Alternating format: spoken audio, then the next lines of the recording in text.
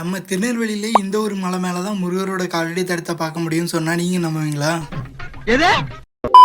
வணக்கம் மக்களே, நான் உங்கள் சிவா. இந்த கோயில் எங்க என்னன்னு சொல்றேன். முருகர் பிடிக்கும் உங்க ஃப்ரெண்ட்ஸுக்கு ஷேர் பண்ணி விடுங்க. தென்காசி டிஸ்ட்ரிக்ட்ல இருக்க கடையம்ங்க ஊர்ல இருந்து 7 கிலோமீட்டர் டிஸ்டன்ஸ் தாங்க இந்த ஒரு தோரணமலை. கோயிலோட சிறப்பே மலை மேல முருகரோட காலடி தடம் இருக்கு. இது மட்டும் இல்லைங்க, முதல் மண்டப வீட்டு அறுவை சிகிச்சை நடந்ததும் இங்க கீழே சாமி கும்பிட்டு மலை மேல ஏறும்போது 6 மண்டபங்களை பார்க்க முடியும். அதிசயங்களை உள்ளடக்கிய இந்த மலை மேல ஏறும்போது நீங்க இயற்கையான சீனரியை நிறையவே பார்க்க முடியும். நீங்க கீழே இருந்து பாத்தீங்கன்னா யானை உட்கார்ந்துருக்க மாதிரியே இருக்கும். நீங்க மலைக்கு மேல ஏறி பாத்தீங்கன்னா மேற்கு தொடர்ச்சி மலையோட ஃபுல் வியூவையும் பார்க்க முடியும்.